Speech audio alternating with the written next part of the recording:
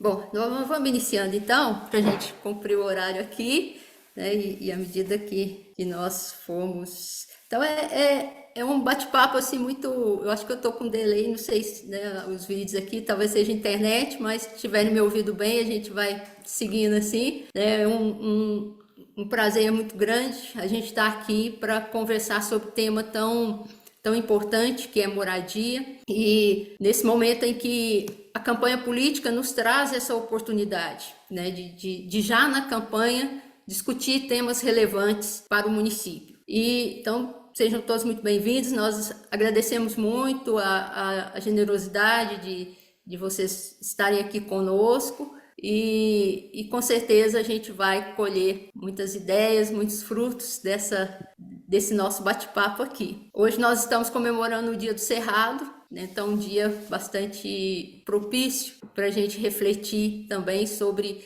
o Cerrado, a importância do Cerrado, mas o que há de mais importante no Cerrado são as pessoas que vivem aqui. Então a gente traz esse sentido também para a nossa live. E eu gostaria de dedicar essa live ao senhor Jair Pereira Barbosa, que é pai do colega nosso, Jair Pereira, que faleceu ontem, e o Jair Júnior não poderá estar aqui conosco, mas nós dedicamos essa live à história e à trajetória que o senhor Jair Pereira teve em nosso município. E vamos então à apresentação dos convidados, né? Que nós estamos aqui então com a doutora Marilza Alves.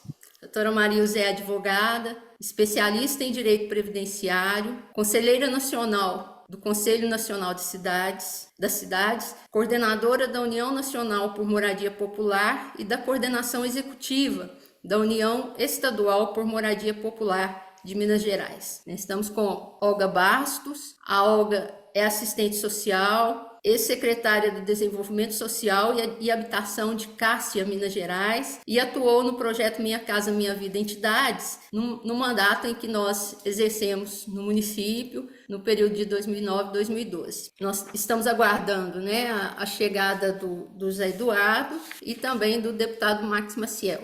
Bom, nós então vamos fazer uma breve apresentação dos nós integrantes do coletivo Cidadania Ativa, e a gente é bem breve mesmo para que vocês possam conhecer, né, o nosso coletivo.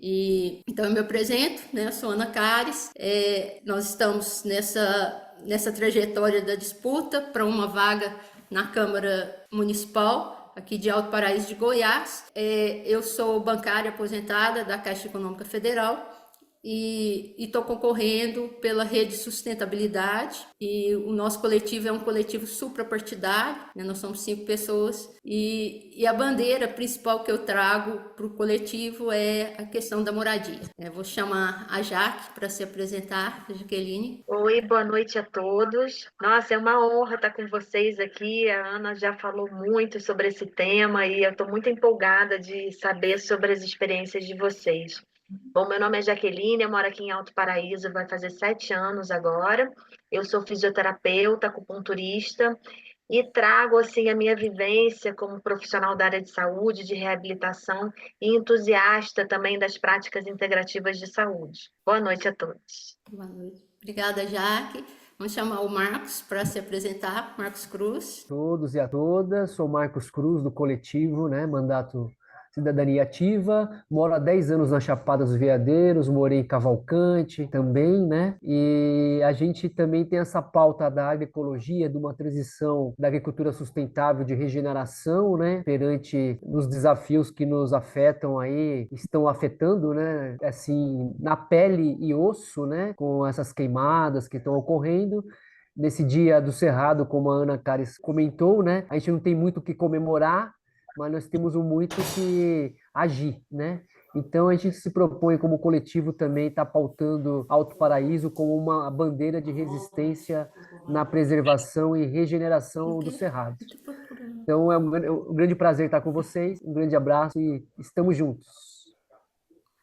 Obrigada, Marcos. A Jordânia está chegando, então, Jordânia. Olá, gente, boa noite. Estou aí com o mandato coletivo Cidadania Ativa, unindo força com a Ana Cares pela luta pelo direito das mulheres de Alto Paraíso, mas eu estou nessa luta como feminista, ativista, para garantir o direito das mulheres, uma vida digna e de qualidade.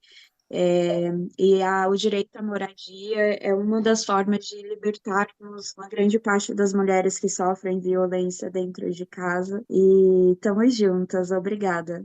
Obrigada, Jordânia. E nós temos mais um componente, então, que é o Jair Pereira Júnior, Jair Barbosa Júnior. E o Jair também ele é presidente do Conselho Municipal de Saúde e trabalha na defesa do uso do cannabis do cannabis medicinal, né, como alternativa medicinal. E vem também trazendo a bandeira de defesa dos direitos contra a discriminação, qualquer tipo, né, de racial, religiosa. E então a gente honra também a presença do Jair Júnior em nosso coletivo. Bom, então a gente... Zé Eduardo chegou? Oi, Ana. Então, boa noite. Seja bem-vindo, Zé Eduardo. Então, apresentando o Zé Eduardo. O Zé Eduardo é coordenador da Pastoral Religiosa Católica de Apoio a Pessoas em Vulnerabilidade Social, em Cássia, Minas Gerais, né, minha cidade natal, e participou como representante da sociedade civil na Comissão Técnica de Seleção de Famílias beneficiárias do programa Minha Casa Minha Vida, entidade em Cássia, também na nossa administração. Bem-vindo, Zé. Nós fizemos, então, essa breve apresentação do mandato coletivo e nós estamos, então, né, discutindo a moradia, que é um direito constitucional. Né, a Constituição de 88, e isso, o nosso número 18088, é uma referência à Constituição de 88 pela garantia dos direitos, pela cidadania, e nós temos então que desde dessa Constituição estabeleceu-se o direito à moradia como um direito garantido a todas as pessoas, e é um direito fundamental, né? E o Brasil, além da Constituição, também é signatário de alguns tratados, de alguns acordos, né, com a ONU, declarando, né, que o Brasil é favorável à erradicação ou à assistência às famílias com moradia digna. O que diz a Declaração dos Direitos Humanos, do qual o Brasil é signatário? Toda pessoa tem direito a um padrão de vida capaz de assegurar a si e a sua família saúde e bem-estar, inclusive alimentação, vestuário, habitação, cuidados médicos e os serviços sociais indispensáveis. E esses tratados e acordos assinados pelo Estado brasileiro também têm força de lei, né, fazendo-se obrigatório o seu cumprimento. E, além dessa declaração, né, da ONU, o Brasil também integra o Pacto Internacional dos Direitos Econômicos, Sociais e Culturais, que foi promulgado em 1996, e que também refere-se e traz, né, essa importância do direito à moradia para todas as pessoas. Mas nós podemos nos perguntar qual moradia se tem direito. A definição do Comitê dos Direitos Econômicos, Sociais e Culturais da ONU de 91 foi de que moradia não seria apenas 4 paredes, com um teto a lhes cobrir para proteger as pessoas das variações climáticas, por exemplo. Por moradia, deveria-se entender um local salubre, com condições mínimas da sobrevivência, com saneamento, água, tubulação, tubulação para esgoto, coleta de lixo, pavimentação e luz elétrica.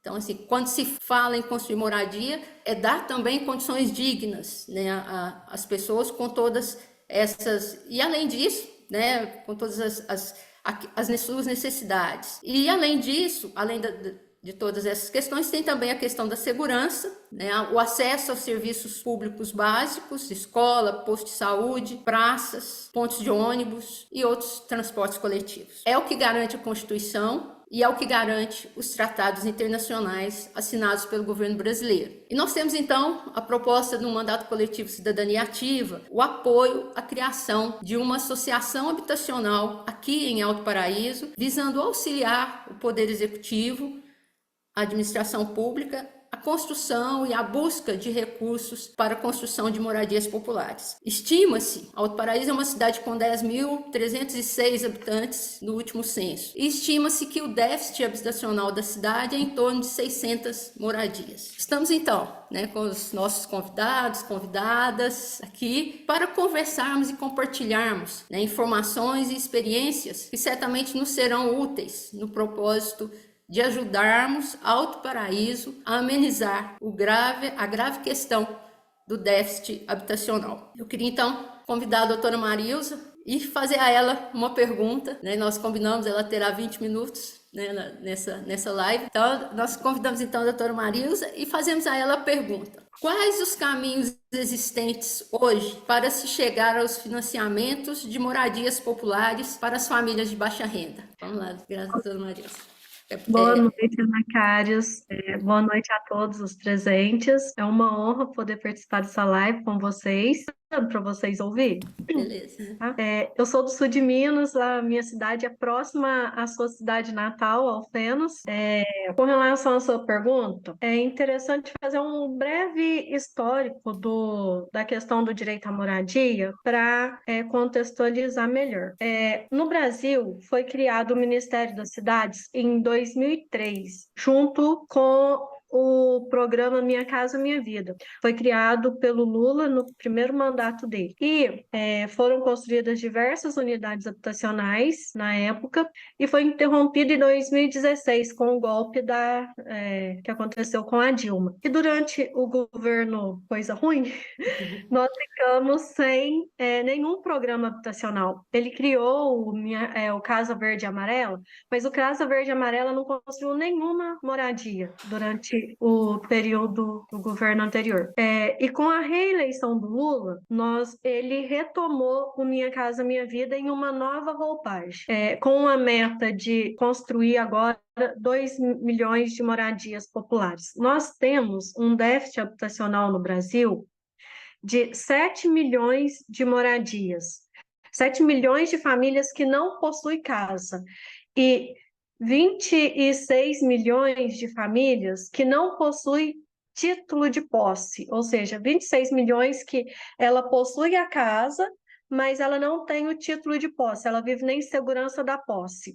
E 32 milhões de moradia que inadequadas, ou seja, as famílias têm a casa, têm o título, mas aquela casa, ela está inadequada à habitação. É uma casa que precisa de melhorias. São casas que às vezes são insalubres, em áreas de risco. Então, assim, o nosso déficit habitacional no Brasil, ele é gigante. Se a gente pegar a questão das pessoas que não têm título e das que vivem de forma irregular e quem não possui casa, né? Então, assim, a meta do Lula, ela é audaciosa para até 2026, de 2 milhões de moradia, mas mesmo assim ainda chega a ser pouco diante do da nossa grande demanda de habitação. As formas de acesso que nós temos hoje do Ministério das Cidades para as famílias de baixa renda são várias. Nós temos o Minha Casa Minha Vida Entidades, que ele é construído através de uma associação habitacional. A associação ela pode se habilitar para casas urbanas e rurais, através de empresas construtoras que apresentam a proposta em parceria com a prefeitura e através da prefeitura. E nós temos, para municípios abaixo de 50 mil habitantes, o Sub-50 também, ele foi criado esse ano. Ele atende os municípios abaixo de 50 mil habitantes. Para a família participar do Minha Casa Minha Vida, ela precisa estar inscrita no CAD Único. O primeiro requisito, a família tem que estar inscrita no CAD Único.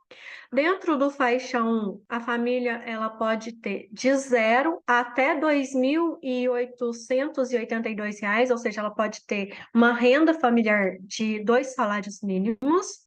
E a prioridade para o faixa 1 são famílias chefiadas por mulheres, famílias onde a mulher é vítima de violência doméstica, famílias com crianças, idosos, deficientes, famílias onde possuem pessoas que têm câncer, famílias em estado de vulnerabilidade. E uma das novidades do Faixa 1, do novo Faixa 1, é que ele atende também as famílias em situação de rua, né? Que antes não tinha essa possibilidade. Hoje tem a possibilidade de atender também as famílias em situação de rua. E para a família participar, o primeiro passo é: ou a prefeitura precisa fazer a habilitação do município junto ao Ministério das Cidades e ser selecionada, a prefeitura vai apresentar uma proposta de moradia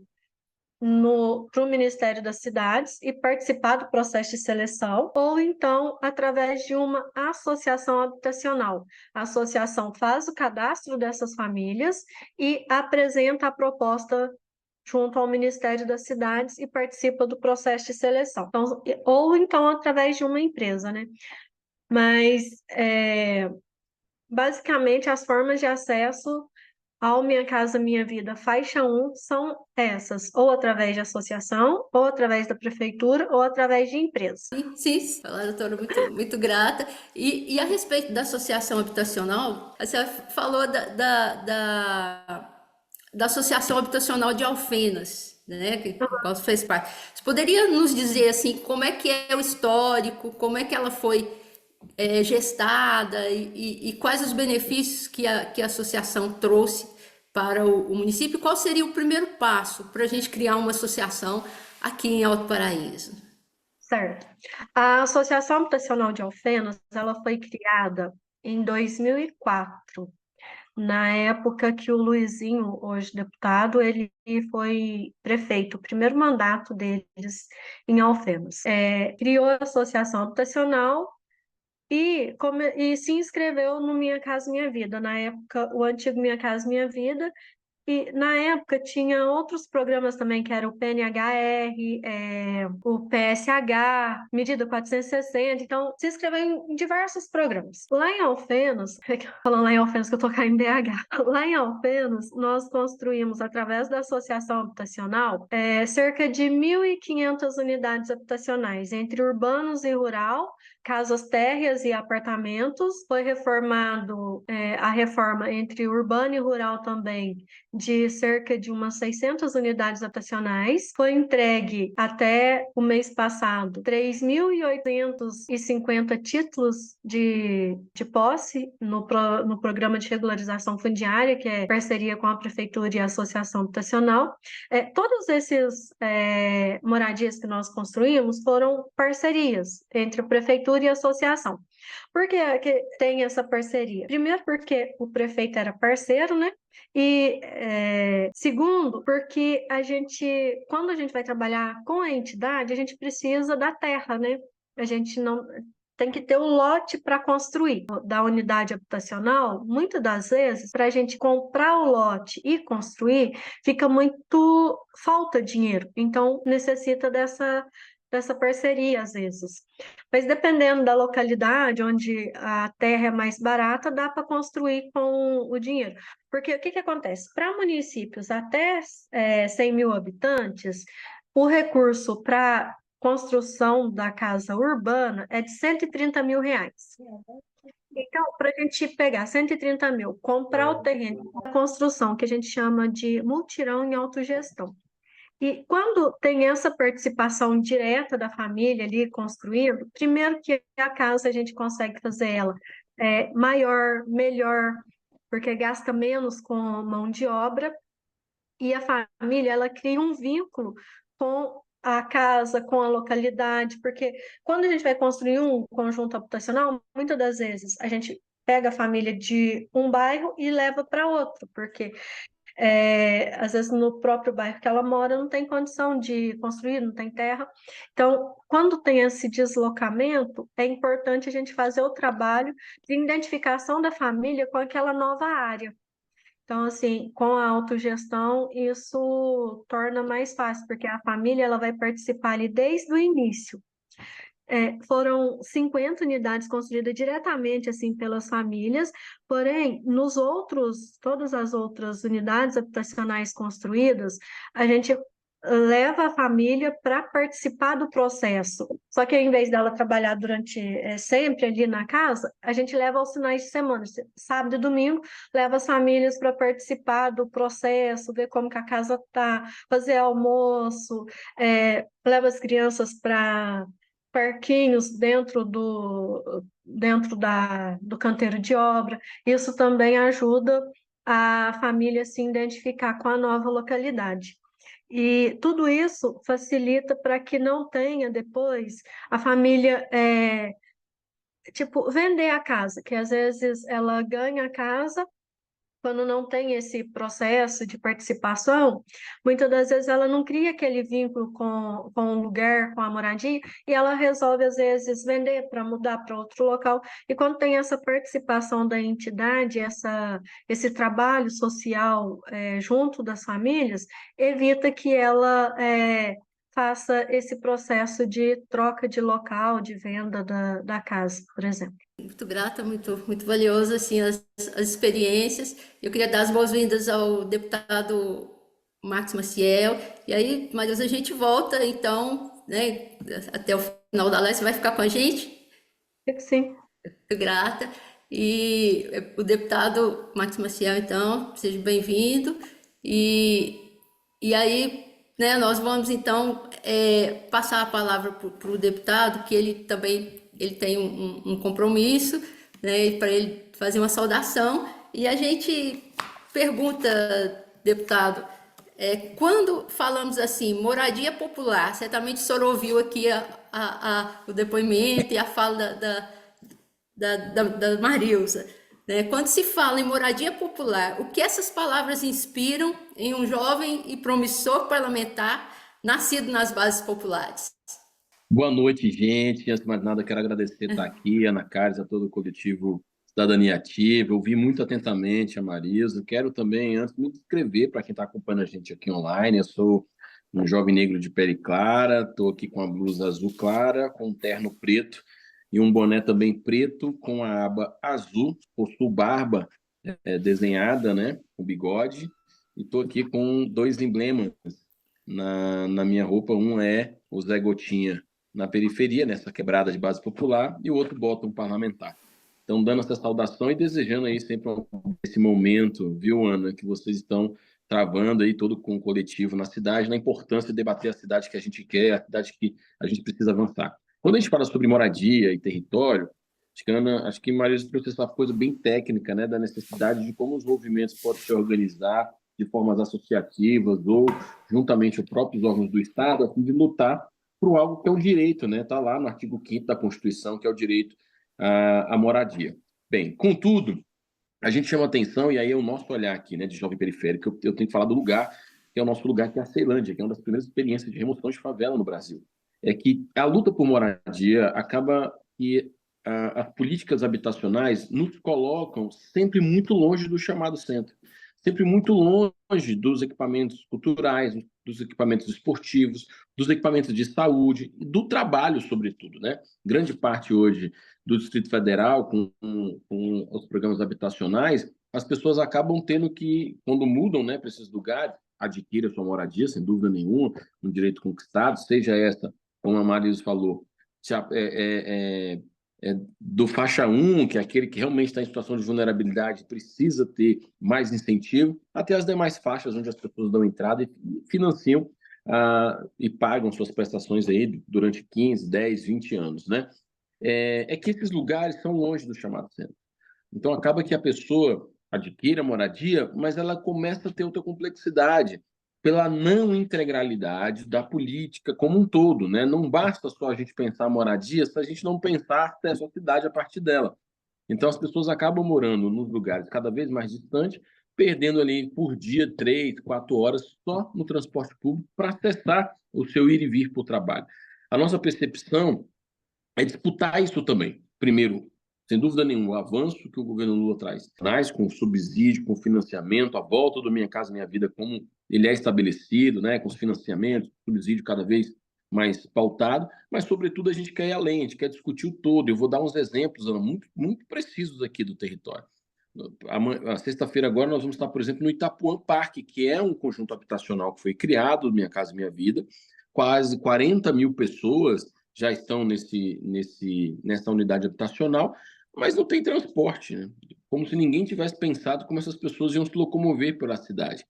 E aí não dá para achar que todo mundo vai ter um carro, porque não é a prática e nem a lógica que a gente quer construir de uma cidade. A mesma coisa é isso, a gente constrói os territórios, às vezes ocupando áreas que são apropriadas, mas não pensa na arborização, viram ilhas de calor.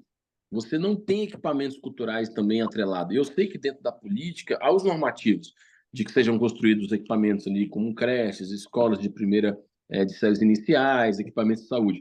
Só que isso sempre vem para muito depois. Eu acho que esse é um debate que nós estamos olhando e que todos nós nos colocamos à disposição de construir a cidade, nos colocamos à disposição de disputar a cidade, nos colocamos à disposição de ocupar os espaços, seja ele dentro das secretarias, dos ministérios, né, dos movimentos sociais. A gente precisa ter esse olhar, um olhar mais completo de toda a radiografia da cidade. Então, eu fico aqui nessa saudação, mas eu queria, obviamente, deixar o espaço aberto para mais alguma questão, caso tenha, mas de dizer esse é o nosso apontamento, que é muito positivo, sem dúvida nenhuma, conseguir estabelecer os territórios de moradia para as populações, sobretudo de baixa renda, mas que só a moradia não basta, né? Isso é uma coisa que ficou muito nos anos 80, nos anos 90, e a gente precisa pensar no todo, né? Outro dado interessante aqui, por exemplo, é o bairro do Crixás, que fica em São Sebastião, aqui no Distrito Federal. Deram como prioridade no Minha Casa Minha Vida famílias que tinham entes com deficiência, pontuação maior. Então, você reuniu dentro de uma localidade, por exemplo, um grande número de pessoas com deficiência, mas o próprio bairro não é acessível para adaptação. Você não tem as unidades educacionais com os monitores ou equipe que esteja apta a lidar com a complexidade das pessoas com deficiências que estão inseridas. Você não tem nas unidades básicas de saúde as complexidades e os especialistas que atendiam essas pessoas nas cidades que elas já estavam estabelecidas, né? E acaba que você tem uma evasão do projeto habitacional. Tem algumas pessoas que optaram não seguir no projeto habitacional exatamente porque lá, apesar de ter moradia, gerou um monte de outros ônus, sobretudo para a qualidade de vida desses seus entes, né? E acabaram retornando para os espaços que já existiam antes, ou para o aluguel, ou para a casa de parente, porque eles tinham no território onde eles já estavam o monitor na escola para o seu filho, a unidade básica de saúde ali que tinha especialidade que fazia o acompanhamento. Então, acho que essas são as contradições postas e que não é uma crítica fim, assim, acho que é um sentido de dizer, olha, é possível avançar e chamar a atenção. Lembrando que essas responsabilidades são municipais, né? A vida da população acontece no município, é lá que as coisas acontecem. Então, essa eleição, sem dúvida nenhuma, é uma eleição determinante para a população do Brasil inteiro, e sobretudo em Alto Paraíso, porque são vocês, né, a vereança, que faz o debate local da vida das pessoas no dia a dia. Muito grata, deputado, pela presença e pela manifestação, pela reflexão que nos traz, porque realmente a gente percebe que, às vezes, os conjuntos habitacionais não oferecem, né, a totalidade das garantias dos direitos, né? Não é só a casa, não é só quatro paredes e o teto, né? E aqui em Alto Paraíso nós estamos discutindo o plano diretor, sabe? Nós estamos ainda com umas dificuldades, né, de estabelecer, porque os territórios aqui são ocupados, né, assim, às vezes de forma desordenada. E aí, né, se o senhor tem algo a nos dizer também dessa questão, como é que nós, como mandato coletivo, poderíamos acompanhar e ajudar a cidade a ter um plano diretor de forma que possa atender as demandas de uma cidade turística, né, mas também as demandas da população local. Mariana, sem dúvida nenhuma, nada sem a participação popular. Acho que agora grande parte dos estados e municípios estão revendo seus planos diretores, né? Os PDOTs é a base fundamental, inclusive, para determinar quais são as áreas de proteção ambiental, quais são as áreas que nós vamos, de fato, crescer ou não, onde vão entrar as fábricas, indústrias, caso seja essa a vocação local. Eu sou um adepto de achar que o grande ativo econômico no Brasil todo, não só no Distrito Federal, né, no Brasil todo, é a economia criativa, que envolve a cultura, o turismo, e Alto Paraíso é um exemplo muito prático disso, né, do volume que se gera de turistas dentro da localidade, que a gente precisa ampliar toda a rede produtiva mesmo, desde as formações para os jovens que ficam e permaneçam, desde os povos nativos, né, da comunidade nativa, que possa ter orgulho desse lugar e não cada vez mais ser afastada pela especulação imobiliária. E o mandato coletivo se faz presente exatamente sendo esse braço de escuta e de aproximar o poder político e público das demandas dos movimentos sociais e populares. Sem participação social popular, fica apenas um plano diretor que vai seguir aí, de fato, a especulação de todos os níveis, com foco meramente econômico, mas não sustentável. É importante chamar a atenção, não estou dizendo que não tem que ter um debate econômico. Tem que ter um debate econômico também. Mas qual é a economia que nós estamos tratando? Nós podemos pensar os territórios, as áreas da cidade, a partir do que nós estamos tratando, da economia solidária, da economia criativa. Existem experiências no mundo e no Brasil que tratam sobre isso e que é possível você ter esse manejo. Outra coisa importante dos planos diretores, né, é como vai se dar a dinâmica da cidade a partir disso, né? O que nós estamos projetando? Eu vi agora, por exemplo, que em São Jorge começou um processo de urbanização, está colocando bloquete. Bem, para quem mora lá, sem dúvida nenhuma, melhora. Você tem a possibilidade de evitar ali a questão da chuva, a lama ou a questão da poeira. Mas você começou, e eu passei aí, estive com vocês no dia, eu comecei a perceber a velocidade dos carros, por exemplo, nas vias aumentar. Isso tudo a gente precisa também estudar, né? Não basta num debate do plano diretor você discutir áreas de manejo, áreas de preservação ambiental, áreas que vão ser destinadas às novas moradias, áreas de equipamentos culturais. É importante definir o que vai ser debruçado sobre esse plano diretor como um todo, né? E, sobretudo, como vai se envolver a cidade para as pessoas. São Jorge, por exemplo, demorou de ter um bolsão de estacionamento. Eu sei que esse é um debate antigo, né, na entrada da cidade, e que as pessoas possam caminhar. É uma vila muito curta, a gente atravessa ela ali andando com tranquilidade, não precisa se locomover por dentro dela de veículo, né? Então, isso é importante também chamar esse debate. Então, Ana, acho que a missão de vocês, eleita tão logo, é colocar isso no radar. Nada sem a participação popular. Que vocês organizem as audiências públicas, que vocês tragam os anseios e garanta o bom debate aí, que seja um debate de fato plural, não um debate aí impulsionado pelo poder econômico. Muito grata, deputado, pela sua presença, participação, e fique à vontade se precisar sair com as valiosas mensagens e reflexões aqui para nós. Muito grata. Ana, eu certamente vou precisar sair, mas eu queria primeiro saudar todos aqui que antecederam e que vão vir pela contribuição, chamar toda a população de Alto Paraíso a somar nessa construção da vereança do coletivo. Acho que isso é fundamental nesse momento, e pensar um Alto Paraíso diferente, pensar um Alto Paraíso para as pessoas, né? Então é isso, proteger o nosso cerrado, proteger nossos mananciais, e que a gente tenha aí uma vida com sustentabilidade. Um grande abraço a cada um que está acompanhando, e também aí uma boa jornada nesse período eleitoral a vocês. Então, logo a vitória chega, a gente está aqui com o nosso mandato à disposição para trabalharmos conjuntamente nessa ação. Viu? Muito grato aí, parabéns. Muito grata mesmo. Bom, gente, nós vamos dar sequência agora, então. Muito grato, sempre bem-vindo, deputado. E nós vamos, então, partir para uma reflexão que, quando nós estivemos no executivo do município de Cássia, né, no período de 2009 2012, nós trabalhamos, né, eu tenho experiência como funcionária da Caixa Econômica Federal, e nós tivemos uma equipe muito sintonizada com nossos anseios, que era reduzir o déficit habitacional do município.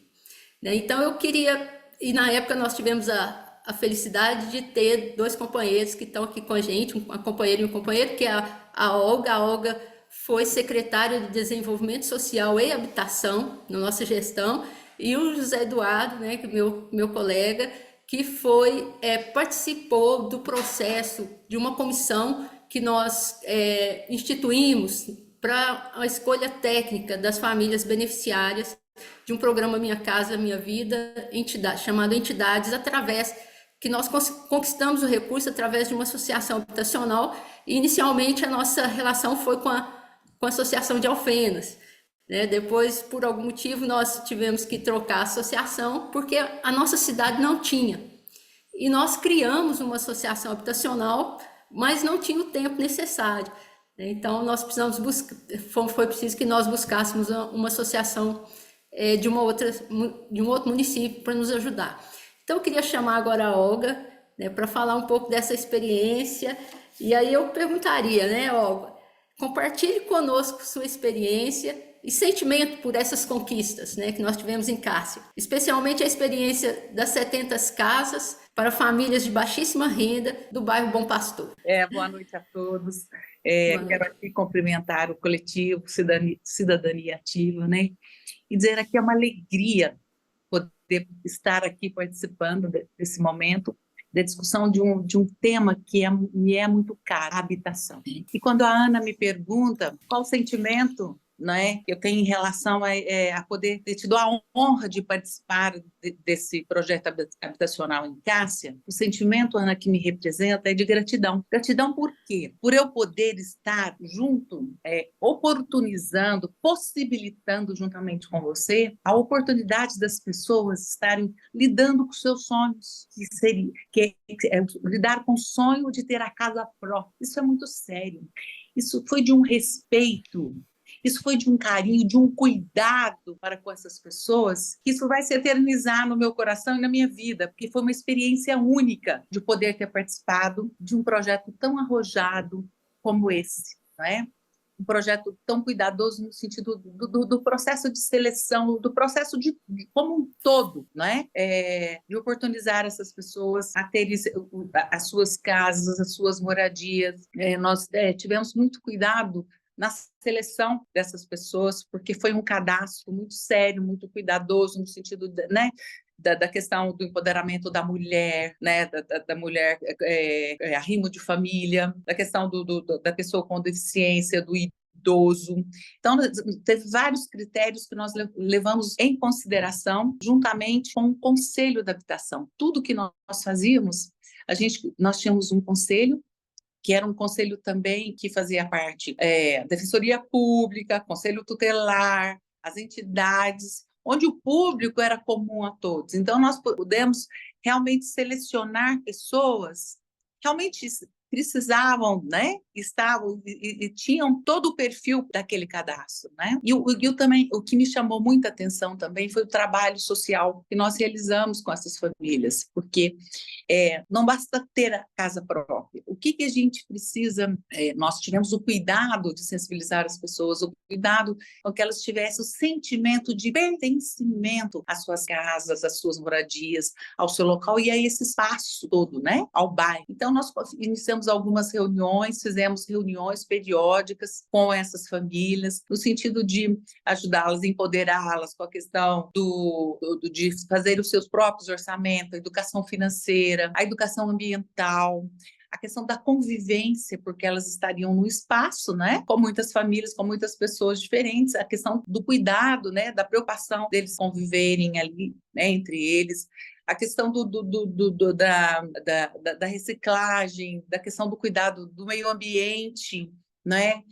E também a preocupação deles criarem vínculos também com os equipamentos públicos ao entorno, porque ao entorno deles nós tivemos uma creche, tivemos equipamento também de saúde, não é?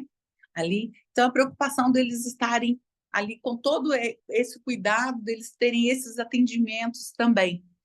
Então, foi muito rico eu poder participar, Ana, e você ter me oportunizado participar de um projeto tão arrojado como esse. Eu sempre digo que pessoas bem-intencionadas e sérias dentro da política, ela é a melhor ferramenta de transformação social que existe, poder ajudar no coletivo. Então, por isso, eu sempre digo, eu tive a honra, Ana, de poder participar desse seu projeto. Muito obrigada, Olga. Nós também, né, tivemos assim, uma parceria muito frutífera, não só para nós, mas para toda a comunidade, né? E aí, muito grata. Eu queria convidar, então, o José Eduardo né, que foi representante da sociedade civil na comissão técnica, né, que fez a seleção das famílias, né, que foram beneficiadas. Mas antes disso, eu queria ressaltar dois aspectos que foram importantes, especialmente no bairro Bom Pastor, né, que são 70 casas para baixíssima renda. É que as pessoas acompanharam também a construção, né, e escolheram inclusive a cor da tinta, né? Então a gente deu assim 3 opções, né, para as pessoas, e isso gera realmente uma identidade com a habitação, com a casa. Então, Zé Eduardo, né, eu queria te perguntar, que você também acompanhou o processo, né, de conquista dessas casas das 70, né, especialmente. Nós construímos 267 ao todo, né, mas as 70 foram para baixa renda. E conte-nos então como é que foi, especialmente a experiência de participar da comissão técnica, né, da escolha dessas famílias. Primeiramente, boa noite a todos, né? A todos aí do Coletivo Cidadania Ativa, a Olga, a Marilza, em especial minha amiga Ana, né? Trabalhamos juntos lá na Caixa.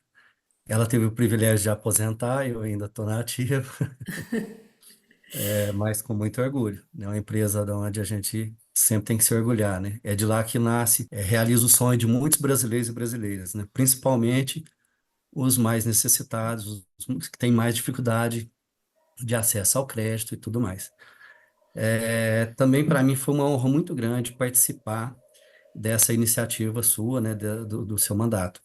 E só fazer uma ressalva, pessoal, apesar que ela falou agora no finalzinho, mas eu já tinha preparado para falar isso, quando fala nas 70 casas, né, é que foi através do Minha Casa Minha Vida Entidades, mas na realidade essa guerreira aí fez ao todo, eu vou divertir de você um pouquinho, qualquer coisa você me corrige, Ana, mas as minhas contas são 284.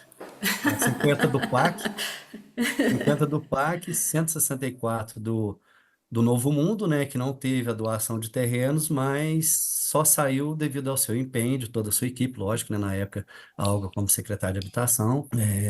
E eu lembro direitinho quando o pessoal da construtora veio visitar a agência da Caixa, conversou com a gerente, na época, a Lúcia, sobre a viabilidade, né, de construir, de investir aqui. Que eles falaram assim, que se fosse para fazer menos de 100 casas, não compensava o investimento. E aí a Lúcia é de Divinópolis, né? Na época ela falou assim, olha, eu não sou daqui, às vezes é melhor vocês falar com o José Eduardo. Inclusive, ele está ajudando na escolha dos cadastros, porque a gente já tinha começado o trabalho Na época ainda era 50 casas, né? Depois você conseguiu aumentar para 70. E aí, a hora que eles falaram que menos de 100 casas não compensava construir, eu falei, não, você pode fazer 200 que você não vai faltar casa. Nós tínhamos uma demanda na época de quase 1.200 cadastros. E aí, então, quando começou esse processo das inicialmente 50 casas, né, que depois ela conseguiu mais 20, aumentou para 70, desses 1.100 e, se eu não me engano, 70 cadastros que tinha, a gente ficou meio assim, né? E aí?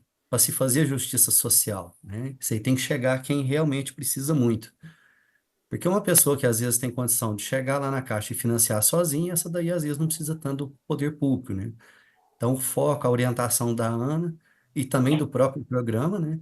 Era focar naquelas pessoas que precisassem, assim, ó, talvez seria a única oportunidade na vida delas. Porque até então, ó, Ana, se eu estiver alongando, você me corta aí, mas para ficar claro para o pessoal, que até então a realidade do nosso município, o que que era? Não tinha o hábito de construção de casas populares. Lá, de vez em quando, algum prefeito conseguia lá na Coab 50 casas, alguma coisa assim. Mas era muito comum a compra de lotes e a doação. Então, você vê uma pessoa ganhava um terreno numa gestão, vendia, chegava noutra gestão, aquele lá ganhava de novo, porque geralmente eram pessoas ali próximas de vereadores, do prefeito e tudo mais, famílias grandes que davam muito voto, enfim. Não tinha critério técnico social, era critério de apadrinhamento, de parentesco, de amizade, tudo mais, né? Eu mesmo conheço uma pessoa que ganhou 3 terrenos ao longo de 3 mandatos diferentes. Aí, quando chegou esse projeto, a orientação da Ana para essa comissão, né, era uma comissão que tinha, assim, além do que já foi dito, né, eu estava representando a sociedade civil de um modo geral, mas também com o meu conhecimento lá de dentro da Caixa, dando um apoio dentro do possível ali. Mas também tinha como a Olga já falou, né, Conselho Tutelar, a Defensoria Pública, também representante do Lar São Vicente de Paulo, enfim, as entidades, outras entidades que talvez não sejam conhecidas a nível nacional, mas enfim, foi bem representativo da sociedade. E o foco no social. Não teve apadrinhamento de vereador, nem do vice-prefeito, nem da prefeita, né? Então, a orientação era o quê? Buscar realmente aquelas pessoas que precisassem muito. E foi um trabalho muito difícil, né, Olga? A Olga vai lembrar bem, porque como eram muitos cadastros, então inicialmente a gente começou o quê? Cortando por renda total familiar. Ainda sobrou, se eu não estiver enganado, próximo de 800, quando a gente tirou aquelas pessoas de renda mais alta. Eu falei, meu Deus, e agora? Ainda tem muito. Aí a gente começou a olhar tudo aquilo lá. Ficamos muito tempo para selecionar esses cadastros. E aí, por fim, quando chegou no critério de renda per capita, a gente tomou o cuidado, a coisa era tão séria que nós tomamos o cuidado, por exemplo, um casal com um filho, a renda per capita seria X. No caso de uma viúva com 2 filhos pequenos, se a renda total fosse a mesma, logicamente a renda per capita seria a mesma. Mas, teoricamente, o casal com um filho teria mais condições de conseguir uma casa do que uma viúva com 2 crianças. Ou divorciada, que infelizmente é muito comum, né? Marido abandona, deixa ali sem apoio nenhum, sem respaldo nenhum. Então, até esse cuidado nós tivemos, né? E fora o que a Olga já falou, né, para não ficar repetitivo, a questão às vezes a mulher como chefe de família, às vezes família com pessoas idosas, com pessoas com algum tipo de deficiência, enfim, né? Então, assim, foi um trabalho muito gratificante, porque foi algo novo, né, algo inédito na nossa cidade. E, infelizmente, não tivemos isso desde então, né? Vai fazer 12 anos que a Ana encerrou o mandato dela, e até hoje, na realidade, não teve um projeto desse, não teve, foi nada, né? Não teve nenhuma casa até hoje. E eu lembro desse processo todo, tanto que fez falta para nós ter a cooperativa aqui, né? A associação. Fez muita falta. Então, foi esse trabalho todo. Eu lembro que nós fomos lá conhecer a Associação de Alfenas, aquele trabalho maravilhoso que foi feito lá, que a Marilza já citou, né? Que maravilha, né? 1.500 casas. Bom demais. Depois não deu certo, né? Por algum motivo ou outro não deu certo, tivemos que buscar apoio de outra cooperativa, outra associação. Mas, enfim, no final das contas, deu tudo certo. As 70 casas do Minha Vida Entidade saíram. E acredito que foi, assim, para as pessoas que realmente precisavam, né? Ali, pelo menos da parte da gestão, da administração, não houve nenhuma interferência. E assim, eu acho que é hora, né, do pessoal comprar a ideia, abraçar a ideia mesmo, né?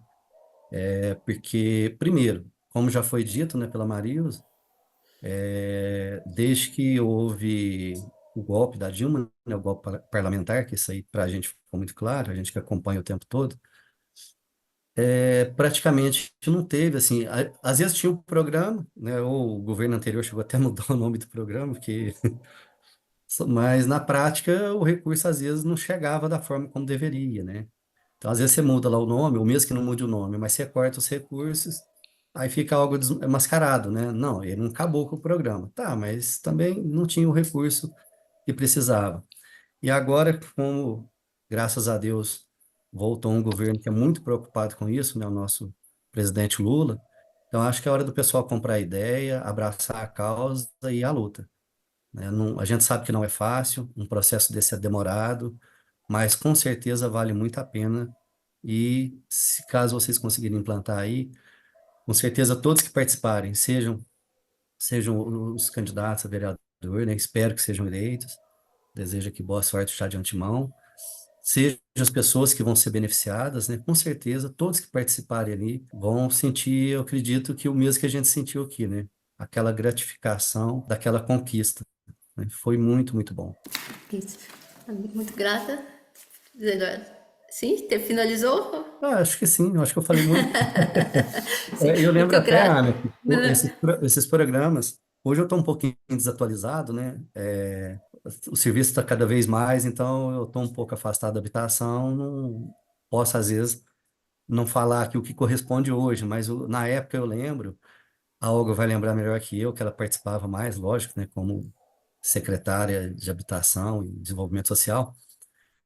Mas tinha até reuniões para as pessoas, os futuros moradores já irem se entrosando, né? Se conhecendo, para não chegar, como a Marisa disse, né? As pessoas moram num bairro, aí constrói um bairro novo, desloca aquelas pessoas. Aí chega lá, ninguém conhece ninguém. Bem, cidade pequena não, às vezes conhece, mas assim, de vista, não tem aquela proximidade, né? Então, até essa preocupação tinha, de tão completo que era. E talvez, se a gente tivesse conseguido persistir com a associação, que na época não servia porque tinha sido recém-criada, talvez hoje, mesmo com governos que não preocupem tanto com a habitação, talvez a gente tivesse conseguido colher algum fruto disso daí. Quem sabe, às vezes, a gente não anime e tenta aqui de novo, né?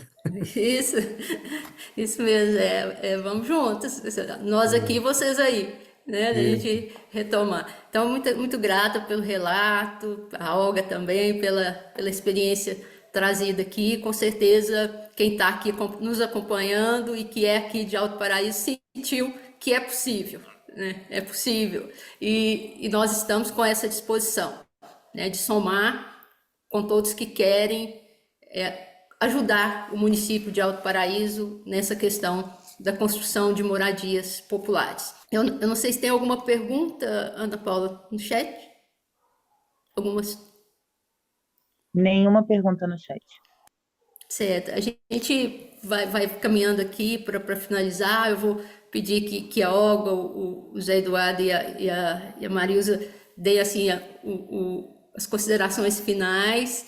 E antes disso, eu queria dizer que nós estamos concorrendo pelo partido Rede Sustentabilidade, que está em federação com o PSOL, e nós estamos, Rede, Federação, PSOL, coligados com o PSB. Então, nós apoiamos a candidatura da professora Nislene e tem como vice o Murilo, né, para que a gente caminhe junto, e eles estão totalmente sintonizados conosco nessa questão que nós trazemos aqui, que foi tão bem compartilhada aqui nesse momento. Então, eu passo a palavra, vou passar para Marilza, em primeiro momento, para suas considerações finais e despedidas, e depois Olga e Zé Eduardo. Eu quero dar os parabéns para a Ana Cares por essa iniciativa. A moradia, ela é, de fato, uma bandeira muito importante para todo político, porque sem o apoio dos políticos também fica muito difícil a construção das moradias, né?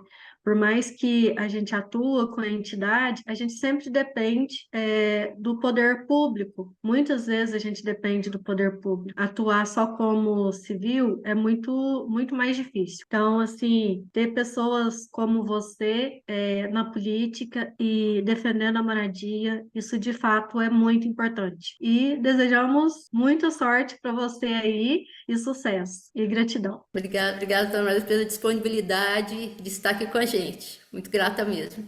Estamos à disposição porque você precisar aí, tá bem? Muito agradecida. Que bom. E se Deus quiser, a partir do ano que vem, então, a gente tá junto. Somando. Muito grata. Olga. Antes de parabenizar você, Ana, eu gostaria de parabenizar Alto Paraíso por ter recebido de presente uma pessoa como você, Ana, para representar na Câmara a comunidade, uma pessoa com a sua capacidade, uma pessoa com a sua generosidade, com a disponibilidade de estar a serviço das pessoas e do outro. Então, eu tenho que parabenizar Alto Paraíso por essa pessoa preciosa que você é. E tive a honra de trabalhar com você. Se hoje eu aprendi, se eu gosto e sei da assistência social, o que eu aprendi com assistência social, com habitação, Ana, eu devo a você. Então, olha que eu trabalhei já em vários equipamentos, em várias cidades. Então, eu levo você no meu coração, na minha vida, como exemplo, como referência de mulher, como referência de pessoa, como referência de política. Então, Ana, você vai eternizar no meu coração. E o sentimento que eu tenho para com você é de gratidão. você sabe disso. Então, eu só posso lhe desejar todo o sucesso do mundo. E eu tenho certeza que a vitória vai chegar. A vitória, vocês vão sair vitoriosos. Eu, Ana, meu grande abraço a todos vocês, um beijo no coração de cada um de vocês. E foi uma honra poder estar aqui com vocês. Um grande beijo. Muito grata, Alco, pelas generosas considerações. Não. Eduardo, pode falar?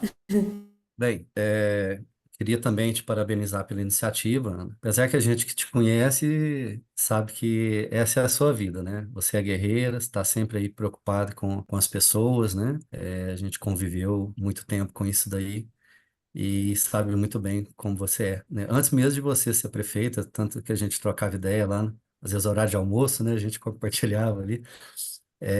Então, não é assim de estranhar essa iniciativa sua. A gente sabia que mais cedo ou mais tarde você estaria mostrando aí o seu serviço. E assim, te desejo boa sorte, né? Tomara que você consiga atingir seu objetivo, tanto de chegar à Câmara em Alto Paraíso, como também de conscientizar as pessoas da importância, né, de criar essa associação, e espero que vocês sejam muito exitosos aí nessa tarefa e que possa aí realizar o sonho de muitas pessoas, né, tá atingindo esse objetivo aí da associação e construindo muitas casas aí, porque o déficit, não sei o déficit aí de Alto Paraíso, mas com certeza, assim como o Brasil de um modo geral, deve ser bem alto também, assim como a nossa realidade aqui também é, né?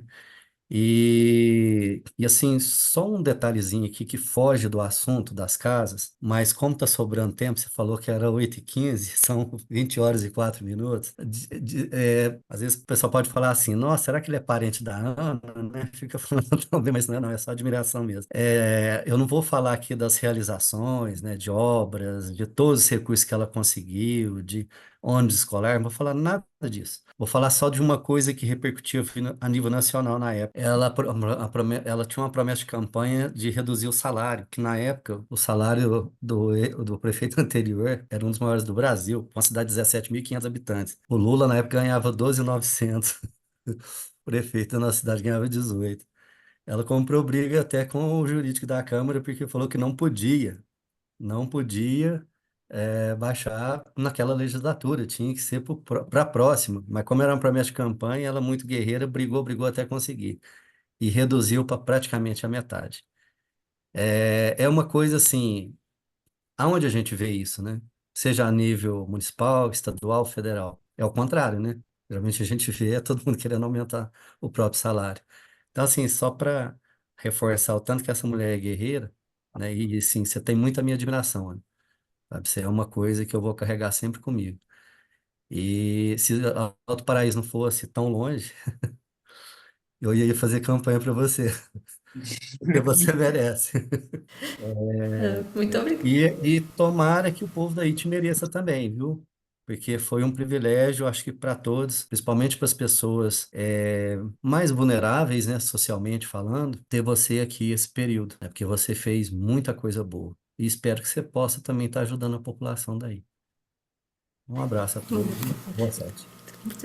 Muito obrigada, muito obrigada. Nós agradecemos em nome do Coletivo Cidadania Ativa a participação de todos, as pessoas que nos acompanharam. Nós estamos aqui com 20 pessoas na sala. Com certeza essa live foi gravada, né? Essa conversa nossa aí será vista também por mais pessoas. E eu agradeço, né, de coração a presença dos meus conterrâneos, da conterrânea e o conterrâneo aqui, né, a presença da doutora Marilza, a presença do deputado Max Maciel, que esteve aqui, e vamos juntos, né, vamos com coragem, com determinação e fazer, né, como diz a música, fazer o que será. Né? Vamos, então, muito grata, então, boa noite a todos, todas e todes, e nos vemos numa próxima live que vai ser segunda-feira, e o tema é Direitos da Mulher.